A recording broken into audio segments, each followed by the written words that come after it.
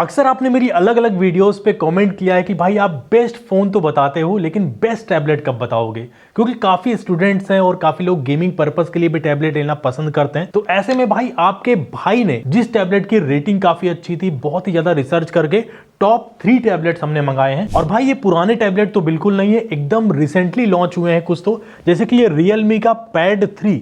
इसको मैंने first cell के अंदर ही खरीदा है, तो थोड़ा टाइम हो गया है इसको यूज करते हुए। इसके अलावा ये रेडमी का पैड 2 प्रो भी रिसेंटली लॉन्च हुआ है। ओके, उल्टा हो गया, जी हाँ, इस तरीके से आप देख सकते हो। और इसके पहले लॉन्च हुआ था Xiaomi का पैड 7, ये भी काफी ज्यादा पॉपुलर है भाई, इसकी रेटिंग भी काफी तगड़ी है। इसके अलावा OnePlus का टैबलेट और यहाँ पे कुछ और एक ब्रांड है Lenovo वगैरह, तो वो कैसा है, उसको हमने क्यों चूज नहीं किया, इस वीडियो में उसकी भी बात करेंगे। फिलहाल इस वीडियो में इन तीनों टैबलेट को हम कंपेयर करेंगे और आपको फाइनली बताएंगे कि भाई यहाँ पे नंबर 1 पोजीशन पे कौन सा टैबलेट आएगा, नंबर 2 पे कौन सा आएगा और नंबर 3 पे कौन सा आएगा। और हाँ भाई, इस वीडियो को बनाने के लिए काफी ज्यादा खर्चा भी होगा। ये वीडियो भाई स्पॉन्सर नहीं है किसी भी ब्रांड से, तो जो चीजें मैंने एक्चुअल में फील करी है मैं वही चीज आपको बता रहा हूं। तो भाई सब्सक्राइब कर दो जल्दी से, क्योंकि 1 मिलियन भी हम लोग जल्दी ही कंप्लीट करने वाले हैं। वैसे तो तीनों ही पैड्स को हम पिछले कुछ टाइम से यूज कर रहे हैं, तो अनबॉक्सिंग वगैरह हमने पहले ही कर ली है। अगर आपको जानना है कि भाई बॉक्स में क्या कुछ कंटेंट्स आपको देखने को मिलता है, तो स्टार्ट करते हैं रियलमी के पैड 3 से, क्योंकि ये रिसेंटली लॉन्च भी हुआ है और इसको मैंने फर्स्ट सेल में खरीदा है। तो जैसे ही हमने इसको अनबॉक्स किया था, सबसे पहले हमें देखने को मिला है रियलमी का पैड 3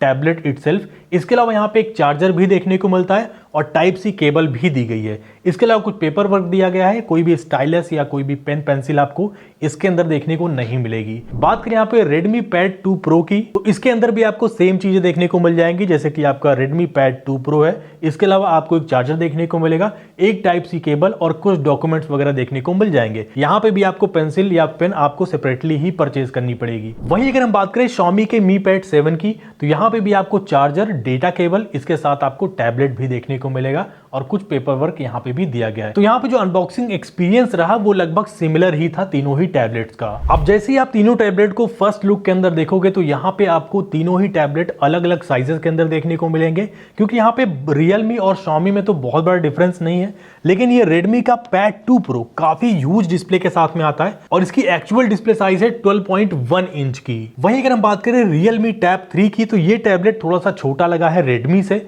लेकिन जो Xiaomi का Mi Pad 7 है इससे थोड़ा सा बड़ा है, बट यूज करने में कंफर्टेबल फील होता है। और रियलमी का जो स्क्रीन है वो है 11.6 इंचेस का। बट अगर हम बात करें Xiaomi के Mi Pad 7 की, तो अगर आपने कभी iPad यूज किया है तो बिल्कुल सेम डिट्टो कॉपी 11.17 इंचेस का ये देखने को मिल जाता है और ये साइज मुझे एकदम परफेक्ट लगा भाई। आप इसको कैसे भी सोते जागते उठते बैठते इसमें स्टडी कर सकते हो, गेमिंग कर सकते हो, और उस हिसाब से ये काफी कंफर्टेबल भी है। क्योंकि तीनों टैबलेट के साइजेस अलग अलग हैं, तो भाई वेट में भी आपको काफी बड़ा डिफरेंस देखने को मिलेगा। बात करें इस Xiaomi के Mi Pad 7 की, तो ये आता है 500 ग्राम्स के साथ में, तो उस हिसाब से काफी लाइट वेट लगा। इसके अलावा अगर हम बात करें यहाँ पे Realme की, तो ये आता है 576 ग्राम का। वहीं अगर हम बात करें Redmi Pad 2 Pro की, तो इसका जो वेट है वो थोड़ा हैवी फील भी होता है, क्योंकि इसका वेट है 612 ग्राम। तो जितना भी मेरा एक्सपीरियंस है इस टैबलेट को यूज करने का, अगर मैंने थोड़ा सा लॉन्ग टाइम के लिए यूज किया है तो डेफिनेटली आपके हाथों में पेन होगा। लेकिन अगर आप इसको एज अ लैपटॉप बना के यूज करना चाहते हो, जैसे कि इसमें डेडिकेटेड कीबोर्ड आता है, उसको परचेज कर लेंगे, तो डिस्प्ले बड़ी होने की वजह से थोड़ा सा एडवांटेज भी आपको देखने को मिलेगा। हालांकि रेडमी के इस टैबलेट में कोई भी पोगो पिन कनेक्टर आपको देखने को नहीं मिलता, जबकि Xiaomi के Mi Pad 7 में ये प्रेजेंट है। वहीं बात करें Realme की, तो यहाँ पे भी आपको कोई भी पोगो पिन कनेक्टर देखने को नहीं मिलेगा। बात करें तीनों टैबलेट में थिकनेस सबसे कम किसकी है, तो यहाँ पे Xiaomi का Mi Pad 7 जो है इसका आपको देखने को मिल जाता है 6.18 mm, जबकि जो Realme है ये है 6.67 mm। और वहीं अगर हम बात करें Redmi की, तो सबसे ज्यादा मोटाई इसी टैबलेट की है, जो कि है 7.5 mm की। बाकी भाई तीनों टैबलेट की यहाँ पे जो बिल्ड क्वालिटी है वो लगभग सिमिलर सी ही देखने को मिलती है। एल्युमिनियम एलॉय का यूज किया गया है, मतलब मेटल बिल्ड डिजाइन के साथ में आते हैं। और हाँ, एक चीज आपने यहाँ पे नोटिस करी होगी, जो Redmi का टैब 2 Pro है इसके अंदर आपको 3.5 मिलीमीटर का जैक देखने को मिलता है, जबकि MI और Realme में ऐसा कोई भी जैक आपको देखने को नहीं मिलेगा। अब गाइस दिखाते हैं आपको सबसे मेन चीज जिसमें काफी बड़ा ड्रास्टिक चेंज आपको देखने को मिलेगा, और वो है तीनों टैब की डिस्प्लेज। एक वीडियो मैं आपको यहाँ पे प्ले करके दिखाता हूँ, तो साइड बाय साइड आप देख सकते हो तीनों ही टैबलेट में वीडियो प्ले हो रही है, लेकिन यहाँ पे काफी बड़ा डिफरेंस देखने को मिलेगा। जो सबसे ज्यादा क्रिस्प एंड कंट्रास्टी आपको इमेज देखने को मिलेगी तो ये है Mi Pad 7 की, क्योंकि यहाँ पे जो डिस्प्ले का रेजोल्यूशन है वो है 3.2 के। Redmi Pad के अंदर आपको मिलती है 2.5 की डिस्प्ले, और बात करिए Realme की तो ये है 2.8 के। अब डिस्प्ले अच्छा होने का मेन फैक्टर ये है कि भाई डिस्प्ले का साइज एक तो कम है, ऊपर से रेजोल्यूशन ज्यादा दिया गया है, तो यहाँ पे जो पिक्सल पर इंच वाली डेंसिटी है वो आपको ज्यादा बढ़िया देखने को मिलती है Mi Pad 7 के अंदर। इसकी वजह से आपको ड्रास्टिक चेंज देखने को मिल रहा होगा। जो Realme के कलर्स हैं और Mi Pad 7 के कलर्स है वो ऑलमोस्ट सिमिलर ही देखने को मिलेंगे। शार्पनेस की थोड़ी सी कमी है, बट अगर हम बात करें Redmi Pad 2 Pro के अंदर तो यहाँ पे कलर में भी थोड़ा बहुत डिफरेंस आपको देखने को मिल जाता है, क्योंकि जो Redmi Pad 2 Pro है इसके अंदर आपको SDR का सपोर्ट ही देखने को नहीं मिलता। बाकी Realme और MI के अंदर आपको SDR का सपोर्ट दिया गया है। लेकिन अगर हम बात करें यहाँ पे Netflix की तो उसके अंदर भाई Dolby Vision सपोर्ट करता है ये जो Redmi का टैबलेट है, और Xiaomi Mi Pad 7 भी Dolby Vision को सपोर्ट करता है, जबकि Realme Dolby Vision को सपोर्ट नहीं करता। इसके अलावा भाई टैबलेट के अंदर बैटरी एक काफी इंपॉर्टेंट पार्ट बन जाती है। तो यहाँ पे जो Redmi का टैबलेट है इसके अंदर आपको देखने को मिलती है 12,000 mAh की बैटरी। वहीं अगर हम बात करें Realme Pad 3 के अंदर तो यहाँ पे दी गई है आपको 12,200 मतलब 12,200 mAh की बैटरी।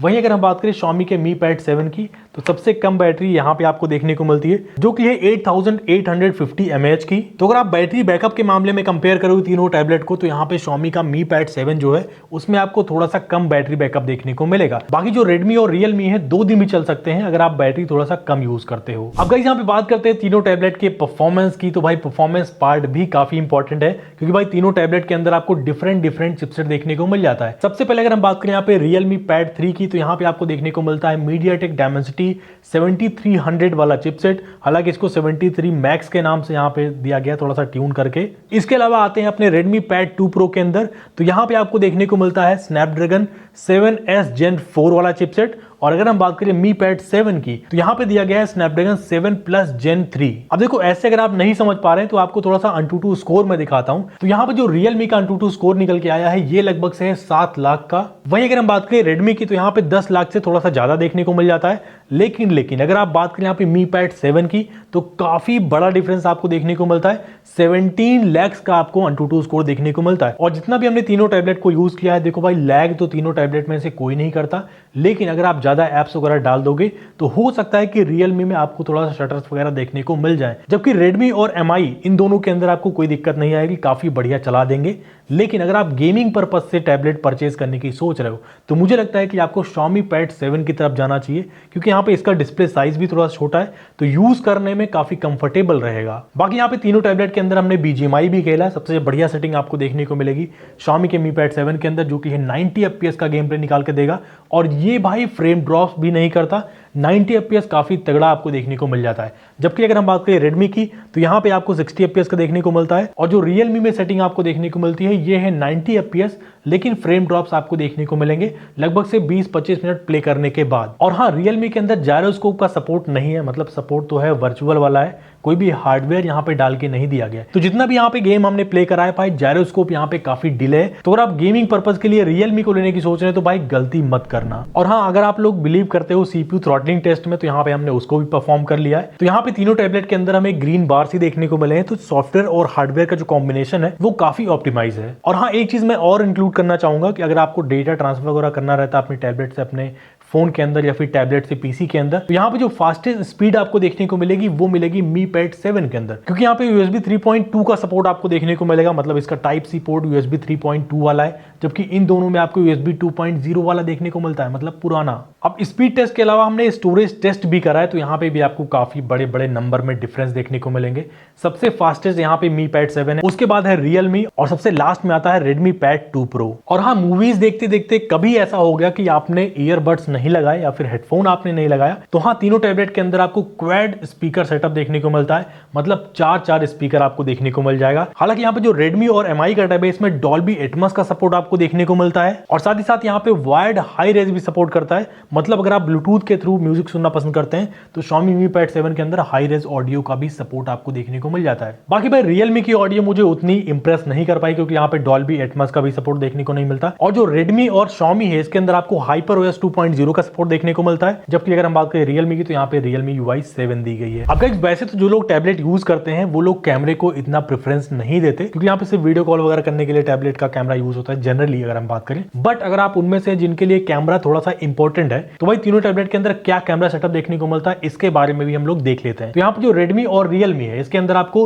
रियर में 8 मेगापिक्सल कैमरा और फ्रंट में भी आपको 8 मेगापिक्सल कैमरा देखने को मिलता है, जबकि अगर हम बात करें Mi Pad 7 की तो यहाँ पे रियर में आपको 13 मेगापिक्सल का कैमरा और सामने की तरफ 8 मेगापिक्सल का कैमरा देखने को मिलता है। और हाँ, अगर आपने वीडियोस रिकॉर्ड करना चाहा तो भाई तीनों ही टैबलेट के फ्रंट कैमरे से आप फुल HD 30 FPS तक की वीडियो बना सकते हो। लेकिन जो रियर कैमरा है वो Xiaomi Mi Pad 7 का काफी बढ़िया है, क्योंकि यहाँ पे आप 4K 30 FPS की वीडियो भी रिकॉर्ड कर सकते हो, साथ ही साथ फुल HD में 60 FPS भी रिकॉर्ड कर पाओगे। जबकि Redmi और Realme के अंदर फुल HD एट 30 FPS ही रिकॉर्ड होता है, फिर चाहे वो फ्रंट कैमरा हो या फिर रियर कैमरा। इसके अलावा भाई काफी सारी फोटोज भी हमने खींची हैं तीनों टैब्स के रियर और फ्रंट कैमरे से, तो यहाँ पे साइड बाय साइड में लगा दूंगा तो आपको थोड़ा सा बेटर आइडिया लग जाएगा कि भाई कलर वगैरह किस टैबलेट का अच्छा है और यहाँ पे शार्पनेस वगैरह कैसी देखने को मिलती है। बाकी यहाँ पे Mi Pad 7 में थोड़ा सा सेंसर बेटर है, तो यहाँ पे जो पिक्चर क्वालिटी है रियर कैमरे से वो थोड़ी सी बेटर लगी मुझे। अब गाइस यहाँ पे फाइनली बात कर लेते हैं तीनों टैबलेट के प्राइसिंग की, भाई लेना कौन सा है। लेकिन उसके पहले मैं आपको बता दूं कि यहाँ पे जो Xiaomi का Mi Pad 7 है इसके अंदर सिर्फ वाईफाई वेरिएंट आता है।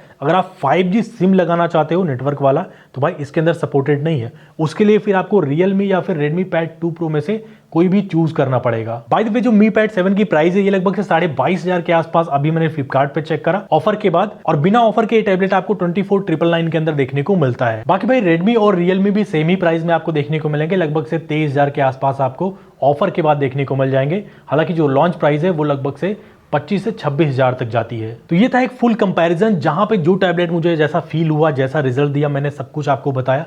लेकिन अगर आप अभी भी कंफ्यूज है और मेरा ओपिनियन जानना चाह रहे हैं कि भाई मैं होता आपकी जगह तो कौन सा टैबलेट परचेज करता, तो मैं यहाँ पे Xiaomi का Mi Pad 7 चूज करता, क्योंकि इसकी परफॉर्मेंस सबसे बेस्ट है, इसकी डिस्प्ले सबसे बेस्ट है और काफी ज्यादा कंफर्टेबल है ये टैबलेट यूज करने में। तो ये टैबलेट हमने नंबर 1 पे रख दिया है। नंबर 2 की अगर हम बात करें तो ये है Redmi का टैबलेट, क्योंकि यहाँ पे आपको Dolby Vision और Dolby Audio का भी सपोर्ट देखने को मिलता है। और नंबर 3 पे हमने रखा है यहाँ पे Realme Pad 3 को। अगर आपको वीडियो देख के मजा आया तो भाई लाइक कर दो और ऐसी वीडियोस के लिए सब्सक्राइब बटन दबा दो, ताकि मैं मिल पाऊँ आपसे अगले वीडियो में।